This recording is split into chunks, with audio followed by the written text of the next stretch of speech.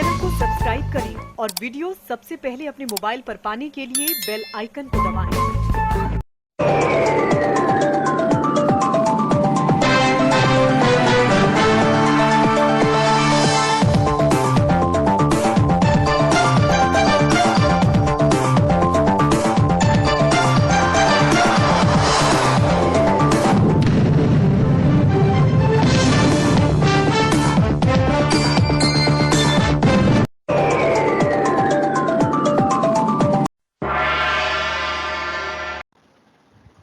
नमस्कार, मैं हूं अनिल वर्मा शेखर। रात के 10 बजे है और ये समय है बिग बुलेटिन का।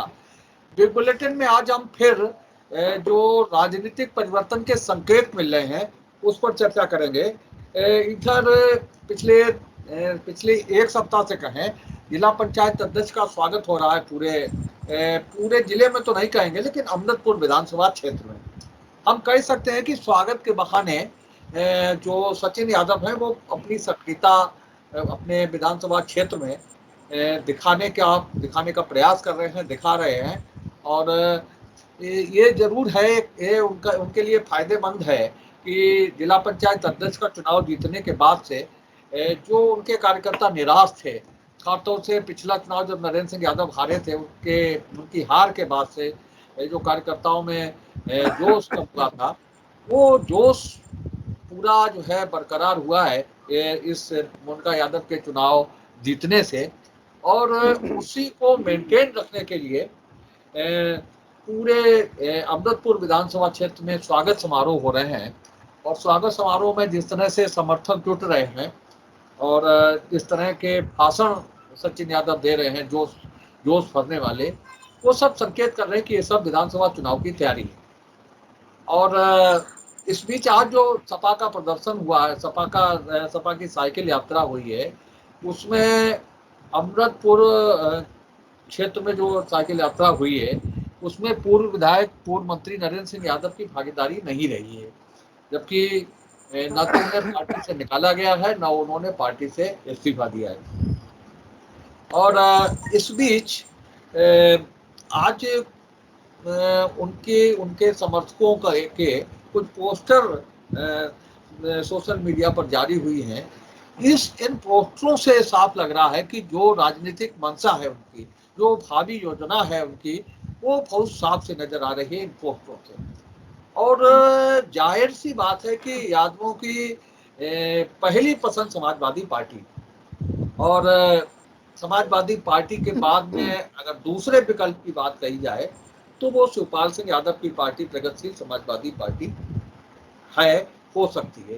तो वही संकेत मिल रहे हैं जो पोस्टर सत्येंद्र यादव की तरफ से बनाए गए हैं, पोस्ट किए गए हैं, उनसे सचिन यादव के सोशल मीडिया का काम देखते हैं और अक्सर उनकी तरफ से इस तरह की पोस्टर जारी होते हैं।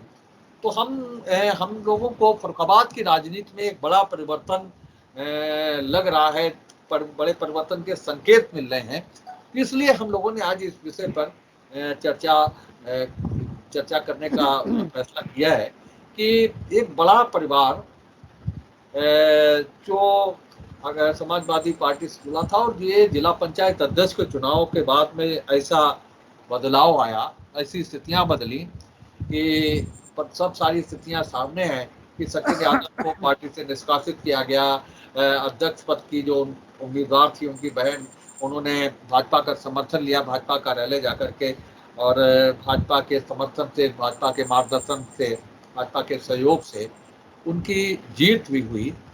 तो ये जो स्थितियां हैं कि चुनाव लड़ना है, विधानसभा का चुनाव, और विधानसभा चुनाव लड़ने की तैयारी भी शुरू करनी है, तो तैयारी तो स्वागत समारोह के बहाने कर दी है।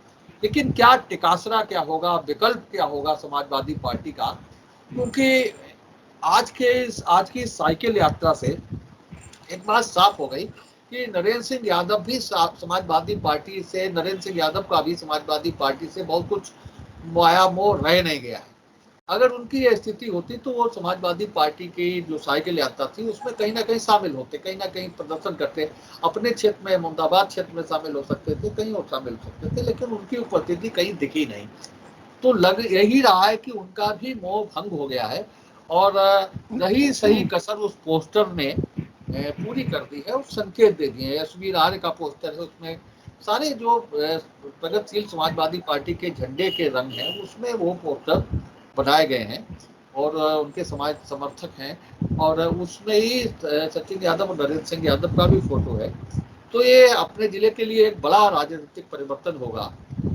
लेकिन वही की स्थिति की पहला विकल्प समाजवादी पार्टी होता है यादव समाज के लिए, यादव नेताओं के लिए, और दूसरा विकल्प उसके बाद में अगर अब बन गया है वो प्रगतिशील समाजवादी पार्टी। तो हम इसी विषय पर चर्चा को आगे बढ़ाएंगे।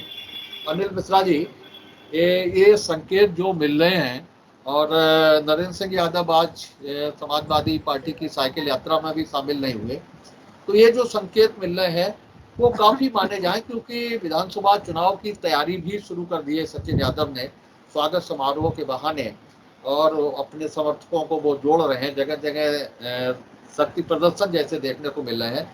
एक चीज और निकल करके सामने आई कि इन स्वागत समारोह में भाजपा की कोई भागीदारी नहीं है और दूसरे समाजवादी पार्टी के लोगों ने भी इन स्वागत समारोह में अपनी भागीदारी, अपनी उपस्थिति कहीं दिखाई नहीं है। तो निश्चित रूप से जो उनके व्यक्तिगत समर्थक हैं उनको लेकर के ही शक्ति प्रदर्शन है और ये मनसा, ये मन बना लिया है सचिन यादव ने। लगता है कि वो क्या करेंगे ये तय सा है। और आज जो प्रगतिशील समाजवादी पार्टी के झंडे के को लेकर के जो पोस्टर बनाए गए उससे काफी उनकी मंशा स्पष्ट भी हो रही है। तो अनिल मिश्रा जी, लग रहा है कि मोर्चा लेना पड़ेगा आपकी पार्टी को। शेखर जी, कोई भी व्यक्ति जो सियासत में है, राजनीति में है, वो उसको अपने फैसले लेने की स्वतंत्रता भी होती है और परिस्थितियों के अनुरूप वो फैसले लिया भी करता है। और अभी तो चुनाव की जो है वो शुरुआत हुई है, धुंध भी बजी है, आगे आगे देखिए होता है क्या। कहते ना कि अभी इसके इम्तहान और भी हैं, सितारों के आगे जहां और भी है। ये क्या क्या होगा चुनाव तक और कहाँ पे क्या क्या बदलाव होंगे। हाँ, फिलहाल एक चीज तो है कि भारतीय आपके खाली यादवों की पसंद नहीं समाजवादी पार्टी, पिछले जो है वो मैं देख रहा हूँ 6 महीने से सबसे ज्यादा तो भारतीय जनता पार्टी की पसंद है समाजवादी पार्टी। पूरे प्रदेश में जो है अगर सही पूछा जाए तो मंथरा के रोल का निर्वहन कितना ईमानदारी के साथ किया जा सकता है, ये हम लोगों ने इस नाटक में देखा और वही जो है अपने क्या कहते चल भी रहा है। बात ये आ गई, अब तो अब की दफे एक बात बड़ी साफ समझिएगा कि अब तो चुनाव अब की दफे आने वाले वक्त में भाजपा बनाम गैर भाजपा का, कि जो व्यक्ति भाजपा के व्यक्ति को हराने में सक्षम होगा, बाकी सारी की सारी कौमें इकट्ठी होकर के उसको समर्थन देंगी। बात यहाँ पे होगी कि भाजपा का विकल्प कौन बन सकता है। और ये देख रहे हैं हम आपकी क्या स्थितियां बढ़ती जा रही है। सचिन जी हैं, वो अपने फैसले ले रहे हैं, उनके फैसले होंगे, उनके अनुरूप होंगे, लेकिन आने वाले वक्त में उनको ये भी तो देखना होगा कि जिस वक्त जो है वो इसके आपके जिला पंचायत की कार्रवाई सदन की चलती है, तो वहां पे उनके सदस्य जो हैं वो किस विचारधारा के रहेंगे या कहाँ किसके साथ जाएंगे। ये तमाम ऐसे राजनीतिक प्रश्न हैं कि जो एक्स प्रश्न है इस वक्त के ऊपर थोड़ा थोड़ा परत दर परत, पन्ना दर पन्ना जो है धीमे धीमे ये खुलते जाएंगे। आज तो हम लोग कयास लगा सकते। ठीक है, वरुण त्रिपाठी जी भाई साहब, देखिए ये सचिन वाला जो आपने मामला बताया या अभी हम लोग डिबेट के माध्यम से आपकी बात सुनी, तो उसमें हम यही कहना चाहेंगे ये कहीं ना कहीं मान सम्मान और प्रतिष्ठा का मामला है। और उन्हें जिस तरीके से सपा के शीर्ष नेतृत्व ने निष्कासित किया, क्योंकि पूर्व में हम लोगों ने देखा कि जिस तरीके से उन्होंने पार्टी विरोधी गतिविधियां की, तो देखिए पार्टी विरोधी गतिविधियां किसी के लिए भी अच्छी नहीं होती और किसी भी संगठन के लिए। तो उन्होंने कहीं ना कहीं पार्टी विरोधी गतिविधियां की। वो संगठन नहीं चाहता था कि साहब प्रत्याशी ये लड़ाए, तो उन्होंने सचिन को टिकट दी। तो वही सब पूरा प्रकरण चल रहा है और आने वाले समय में ये हम लोगों को दिखाई देगा, क्योंकि सचिन भी एक मजे हुए खिलाड़ी हैं। उनके परिवार में पुरानी राजनीतिक विरासत एक चलती चली आ रही, हम सब लोग उससे पूरी तरीके से वाकिफ हैं। तो आने वाला समय ये तय करेगा। और दूसरी चीज, वो भी बहुत वेट एंड वॉच की कंडीशन में है, उन्होंने अपना समर्थन ले लिया भाजपाइयों से। अब वो ये भी देख रहे हैं कि साहब प्रसपा में हम जाएं कि ना जाएं, लेकिन उनके जो लोगों ने सोशल मीडिया पे जो प्रगतिशील समाजवादी पार्टी का लोगो और उनका सब पूरा फोटो जो शेयर किया है, वो कहीं ना कहीं भविष्य की ओर इशारा कर रहा है। तो एक चीज और है, मैं बहुत ही स्पष्ट रूप से कहना चाहूंगा, ये अपने जिले की स्थिति नहीं है। अगर सपा और प्रगतिशील समाजवादी पार्टी का अगर आपसी समझौता हो जाता है तो अच्छा रहेगा दोनों के लिए, नहीं तो आने वाले 2022 में इसका काफी नुकसान उठाना पड़ेगा। और ये हमारे सपा के साथी जानते हैं, हमसे बेटर तरीके से वो बता पाएंगे। हाँ भाई राधेश्याम, एक चीज और रह गई है जो इस पूरी स्टोरी से जोड़ी जा सकती है। जो प्रगतिशील समाजवादी पार्टी के प्रदेश सचिव हैं प्रदीप यादव, वो इस पूरे चुनाव में बिल्कुल चाणक्य की भूमिका में रहे हैं मोनिका यादव के चुनाव में। और अब जो स्वागत समारोह हो रहे हैं उनमें मंच पर प्रदीप यादव अब भी दिख रहे हैं, जबकि चुनाव की जो महिमा थी भाजपा नेताओं की, दूसरे नेताओं की, वो सब अब समेट गई है। और लेकिन प्रदीप यादव अब भी मंच पर दिख रहे हैं। तो निश्चित है ये जो हम लोगों ने कयास लगाया है कि ये निश्चित है कि प्रदीप यादव कहीं ना कहीं शिवपाल सिंह यादव से जोड़ने में सचिन यादव को कामयाब रहे हैं। और उन्होंने अलग रह करके जो रणनीति बनाई उसमें निश्चित रूप से उन्हें सफलता मिली है। तो हम इस कयास को एक और पुख्ता अंदाज दे सकते हैं कि प्रदीप यादव की उपस्थिति सचिन यादव के साथ निरंतर बनी हुई है। हाँ राधेश्याम जी, हमने कहा ये जो मामला है सचिन यादव जी के समर्थकों की तरफ से जो जिस तरह के पोस्टर जारी किए गए हैं, ये उनका अपना व्यक्तिगत मामला है। समाजवादी पार्टी से वो निष्कासित हैं और अब वो क्या करेंगे ये उनका निर्णय है। भाई आदमी को अपना कहाँ राजनीतिक भविष्य दिखता है, वो अपनी विरासत राजनीतिक जो भी है वो कैसे बचाएं, उसको कैसे सुरक्षित रखें, ये उन्हें सोचना है। हमारा अच्छा रही बात कि वो किसी से लड़ेंगे या भाई समाजवादी पार्टी के प्रत्याशी को तो चुनाव ही लड़ना है, उसके खिलाफ तो भाजपा भी लड़ेगी, बसपा भी लड़ेगी, कांग्रेस भी लड़ेगी, या जो भी अन्य दल आएंगे लड़ने, जो प्रत्याशी आएंगे वो सब लड़ेंगे, तो वो भी लड़ेंगे, तो क्या दिक्कत है भाई। लोकतंत्र है, लोकतंत्र में सभी चुनाव लड़ सकते हैं। लेकिन हमारे समझ में यही नहीं आ रहा कि जब भाजपा के खिलाफ वो लड़ेंगे, तब जिस भाजपा ने आज समर्थन दिया है, जिस भाजपा ने आज बहन की लाज बचाई है, जिस भाजपा ने आज पता नहीं क्या क्या उनके ऊपर कौन कौन से एहसान किए हैं, उस भाजपा के दिल पे क्या बीतेगी और वो भाजपा फिर उनके लिए क्या करेगी और वो भाजपा के लिए क्या करेंगे, ये तो आने वाला समय बताए। रही विधानसभा की बात, तो अब बताया गया इसी डिबेट में, किसी एक प्रवक्ता ने कहा था, याद नहीं किसने कहा था, कि बड़ी लंबी विरासत है। देखो साहब, ये लोकतंत्र है, यहाँ विरासत कुछ नहीं चलती।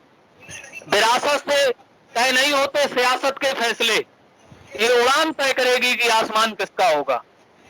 अगर विरासत इतनी बड़ी थी तो जिला पंचायत का चुनाव लड़े थे, 6ठे नंबर पर रहे थे खुद, और विरासत उन्हें मिली थी बड़ी लंबी चौड़ी, जिसको आपने चाणक्य बता दिया। अब हम तो ये समझते हैं कि चाणक्य का दर्जा घट जाएगा कहीं ना कहीं।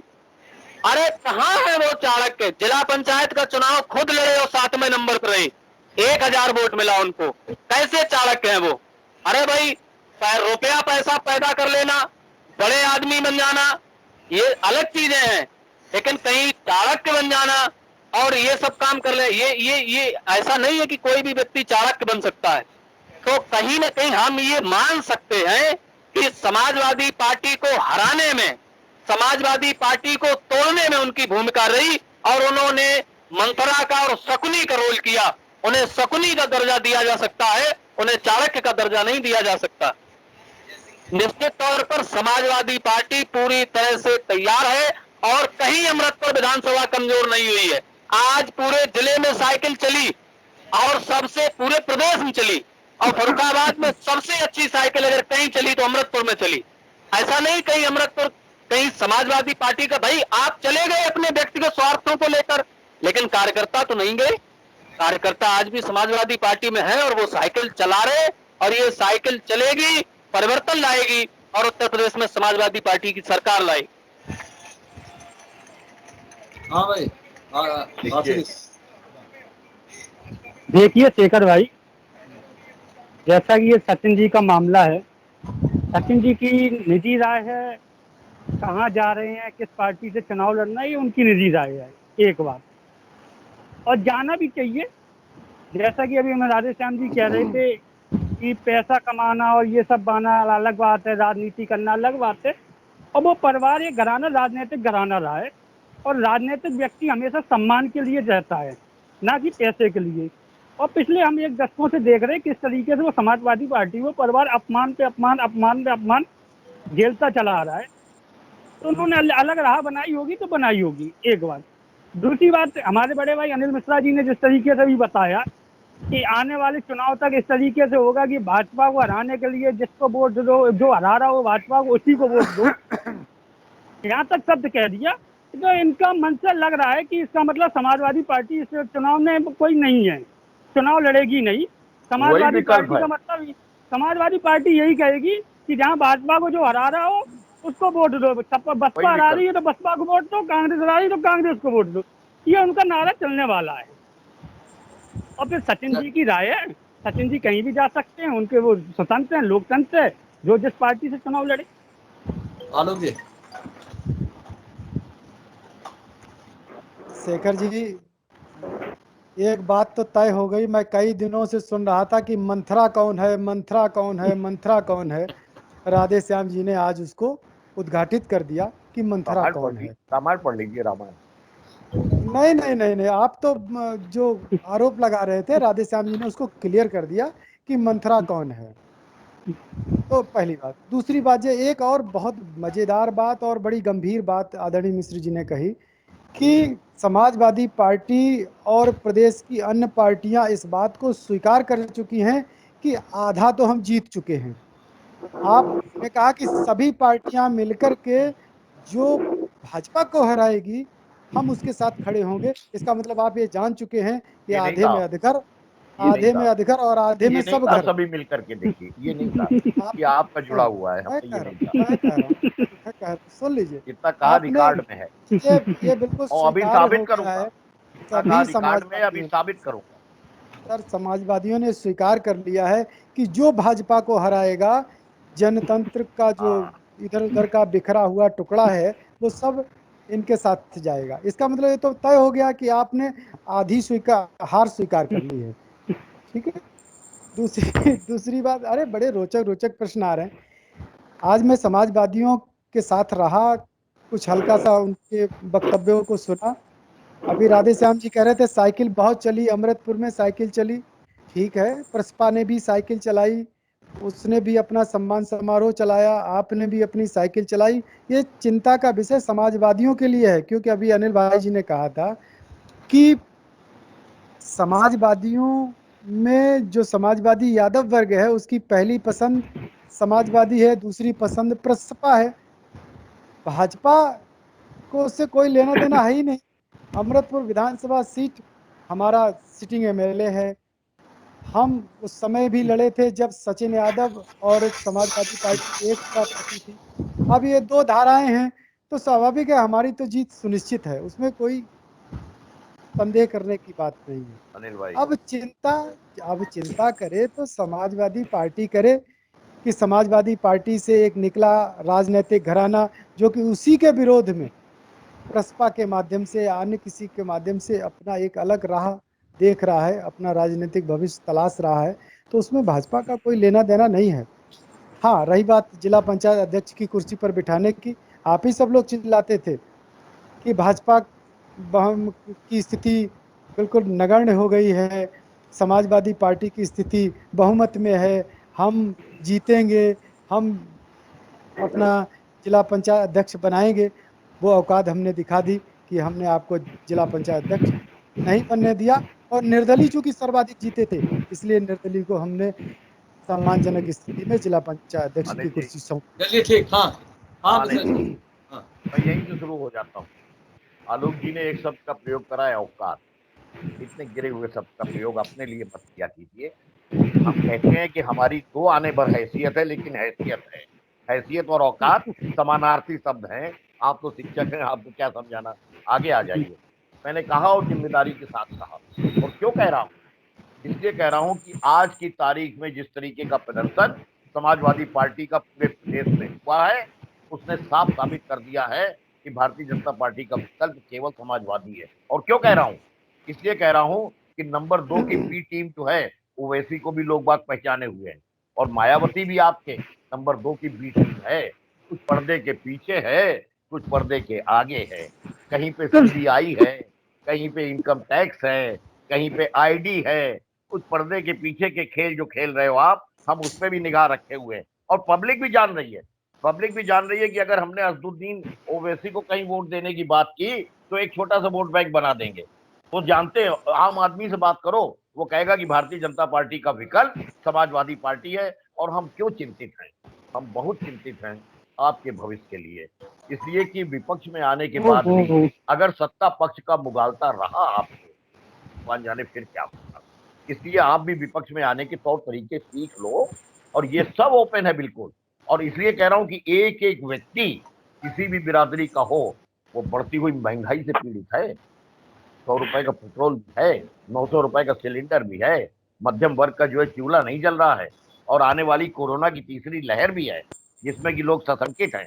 तो इन सबसे विकल्प केवल आज साबित हो गया है, जो हुजूम निकला है सड़क के ऊपर, और कार्यकर्ताओं के बॉडी लैंग्वेज से लेकर के और उनके जोश ने बता दिया है कि हम किस अंदाज में और हम किधर निकल रहे हैं। और फिर मैं आखिरी बात एक आपसे कह दूं कि तू इधर उधर की न बात कर, ये बता कि काफिले क्यों लुटे।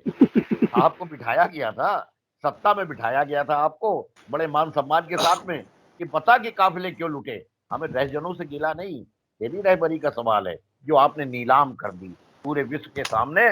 लोकतंत्र नीलाम हो गया। पत्रकार चौथा स्तंभ होते हैं। ब्रजेश मिश्रा का क्या दोष था? चलिए दैनिक ठीक, भास्कर आगे का क्या बढ़ाइए। दोष था? आलोक इसलिए बोले थे, आप दलित पब्लिक बोलो। तय कर चुकी है, हिटलरशाही बोलो, नहीं बोलो, आगे चलेगी, से, हाँ। तानाशाही नहीं चलेगी। पहले वरुण बोले, हाँ जी भाई साहब, देखिए हमारे भाजपा के साथी ने तो इस डिबेट के माध्यम से ही 6 महीने आगे का रिजल्ट घोषित कर दिया कि 2022 में साहब हम सरकार बनाने चाह रहे हैं। आ गए। तो भाजपा की ये नीड है, डिवाइड एंड रूल पॉलिटिक्स, प्रदेश से लेकर देश तक इनका यही फंडा है। दूसरी चीज, जोड़ तोड़ और लूट की सरकार, ये लूटने वाली साहब सरकार है। इन्हें घर के अंदर सेंधमारी करने का मौका मिलेगा, हाथ रखने का मौका मिलेगा, शटर तोड़ने का मौका मिलेगा, ताला तोड़ने का मौका मिलेगा। ये किसी भी तरीके से साहब चूकने वाले नहीं है, क्योंकि ऊपर से गाइडलाइन फॉलो कर रहे हैं साहब ये बैठे हुए। क्योंकि ये अमित शाह जी की पार्टी है साहब, वो जो ऊपर से आदेश देते हैं उसी प्रदेश का बेड़ा गर्क करने के लिए भाजपा की पूरी क्रिकेट टीम, चाहे हमारे अनिल जी बड़े साथी सपा के थे, बता दिया कि किस तरीके से ओवैसी और माया छापों से और दहशत में साहब डाला जाता है। तो कहीं ना कहीं विपक्षी पार्टी को पूरी तरीके से दबाने का एक कुचक्र साहब रच रही है भाजपा। ठीक है, राधे साहब। जी, बड़ी हंसी आई। भारतीय जनता पार्टी आधी लड़ाई जीत गई। जनता ने जनादेश दिया था 30 में 4 सीटें।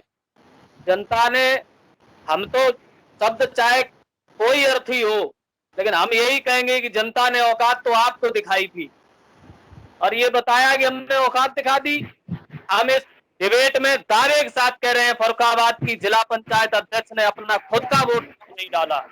अगर खुद का सदस्यों में 30 मेंबर थे, 300 मेंबरों ने अगर अपने वोट डाले होते तो परिणाम कुछ और होता। अब किसने वोट डाला है, ये तो खुद ही वोट डालने वाला जानता होगा किसने वोट डाला है। हम ये दावे के साथ कह रहे हैं कि मेंबरों ने अपने वोट नहीं डाले, और किस तरह से लोकतंत्र की हत्या करके आप लोग औकात दिखाओगे। तो ये तो भाई अंग्रेज भी कह सकते हैं कि हमने हिंदुस्तान को औकात दिखाई, लेकिन वो किस तरह भाग के खड़े होकर फिर यहाँ से किस तरह छोड़ छाड़ के भागे। और अपनी औकात पे आ गए।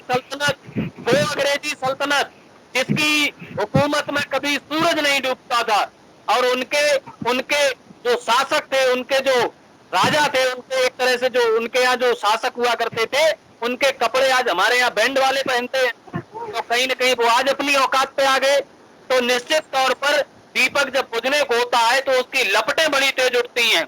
एक कहावत है, कनक कनक से 100 गुने और माँ दत्ता अधिकाय और कह खाए बौराए नर और कह पाए बौराए। तो सरकार में बैठे हुए लोग सत्ता मद में इतने मदान हो गए हैं कि उन्हें यही नहीं पता है कि संसदीय भाषा क्या है और संसदीय भाषा क्या है। इस तरह की भाषाओं का प्रयोग डिबेट में हमने कभी नहीं देखा। चलिए ठीक, आशीष समापन करो। मिश्रा जी ने आरोप लगाया ओवैसी बी टीम है, बहन जी बी टीम है। 1 मिनट दे दीजिएगा भाई, इसके बाद 1 मिनट दे दीजिएगा। ले लो आप भी ले लो। बोलिए। तो आपने आरोप लगाया, अब भाई कोई पार्टी अपना राजनीतिक दल का प्रचार प्रसार करने आ रही है, वो आ रही है अपने चुनाव लड़ रही है, लोकतंत्र सबको अधिकार है। आपको इतना प्रेम क्यों हो गया ओवैसी से?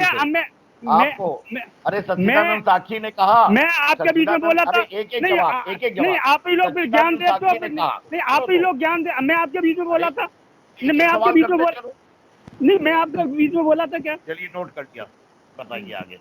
ठीक है, बहन जी बी टीम है तो आपने उनके साथ मिलकर चुनाव क्यों लड़ा था? आपको लगा कि बहन जी बी टीम है कि मिलकर चुनाव लड़ा था? दूसरी बात, जो बात कह रहे हो कि लोकतंत्र की हत्या की, क्यों भूल जाते हो आप लोग वो दिन?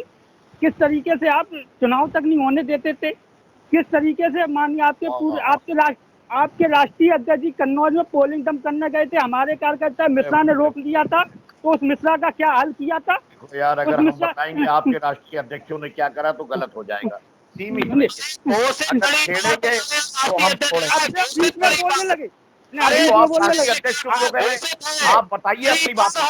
नहीं, लिखा था कि ये तड़ी पार है, राष्ट्रीय अध्यक्ष आपके लिए नहीं बोल रहे हैं, आप राष्ट्रीय अध्यक्ष के लिए हम नहीं बोले तो मर्यादा की सीमा रेखा रखेंगे। आप मत बोलिए राष्ट्रीय अध्यक्ष के लिए, हम ओवैसी टीम है, ये सिद्ध हो चुका है। जब आंध्र प्रदेश में मीरा कुमार का 0 वोट निकला था, तब ये सिद्ध हो गया था कि ओवैसी ने रामनाथ कोविंद को वोट दिया और भाजपा की टीम है। राधे श्याम जी, सच्चिदानंद साक्षी ने कहा कि बिहार में हमने मदद कर दी थी, हमको मदद मिल गई थी, अब यहाँ भी ओवैसी हमारी मदद करेगा। जो दल आपके साथ नहीं आएंगे, जो दल आपके साथ नहीं लगेंगे, वो आपको भाजपा की टीम में लगाएंगे। नहीं, जो दल आपके साथ नहीं बनेंगे, जो दल आपके साथ नहीं चलना चाहते, वो आपको भाजपा की टीम लगेंगे। आपके तो साथ चलना चाहते हैं। रामनाथ कोविंद को वोट दिया ओवैसी ने, आंध्र प्रदेश में 0 वोट निकला था मीरा कुमार का, ये सिद्ध हो चुका था कि ओवैसी भाजपा ही है। आपकी बात कह दो बस, कौन किसको वोट दे रहे हैं? लोकतंत्र का अधिकार है यार। कुछ है,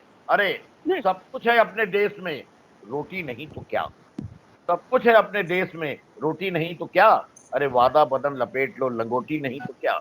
यही स्थितियां हो रही, जनता फैसला करेगी। हमने दूसरे की रोटी नहीं छिनाई, हमने दूसरे की लंगोटी नहीं छीनी, हमने दूसरे के मकानों पे कब्जे नहीं किए, हमने जरूर हो गया था आपका दोस्त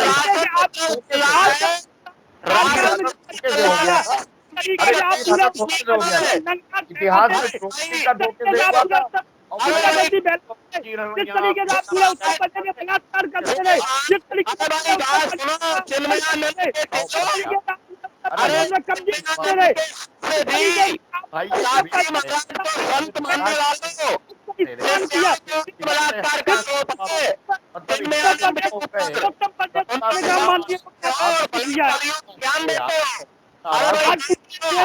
उत्तर प्रदेश नंबर 1 में जाना जाता है, नंबर 1 जाना जाता है कुपोषण में। अभी 3 दिन पहले की स्मृति ईरानी ने लोकसभा में बताया कि उत्तर प्रदेश कुपोषण में नंबर 1 है, सबसे ज्यादा कुपोषित बच्चे उत्तर प्रदेश में। ये स्मृति ईरानी लोकसभा में बताया, नंबर 1 है उत्तर प्रदेश। हम आपकी बात का समर्थन करते हैं और इसलिए मंत्री ने ये बताया, स्मृति ईरानी ने यह भी कहा कि उत्तर प्रदेश में सबसे ज्यादा कुपोषित बच्चों को ख्याल रखा जा रहा है। हम ये भी करते हैं, उन्हें सुप्रीम कोर्ट को नहीं बोलते, ये भी बताइए स्मृति ईरानी ने क्या कहा आगे? WHO ने सबसे ज्यादा तारीफ की है तो उत्तर प्रदेश की तारीफ की है। WHO तो पूरा विश्व का संगठन है ना, नहीं WHO का संगठन है। आज कोरोना के टीके का पूरे देश में तो उत्तर प्रदेश में लगते हैं। अपने हाथ से ही अपनी पीठ थपथपा रहे, तुम्हारा ही हाथ तुम्हारी ही पीठ। स्मृति ईरानी अगर बाबा की वो कर रही है तारीफ, तो कौन सा गुनाह? स्मृति ईरानी ने ये भी तो कहा ना, स्मृति ईरानी का पूरा बयान तो बताइए ना। आशीष स्मृति प्रदेश में देखो, हाँ चलिए, बिग बुलेटिन के आज की इस बहस को यहीं समाप्त कर रहे हैं। आज की इस बहस में भाग लेने के लिए अनिल मिश्रा जी का, आलोक जी का, वरुण का, आशीष का और राधे श्याम का बहुत बहुत धन्यवाद। हम कल फिर मिलेंगे एक नई बहस को लेकर, एक नए विषय को लेकर के। तब तक के लिए इजाजत दीजिए। शुभ रात्रि। उम्मीद है आपको हमारा ये वीडियो, ये खबर पसंद आई होगी। आप इसे लाइक करिए, अपने दोस्तों के साथ शेयर करिए और हमारे चैनल को सब्सक्राइब करिए।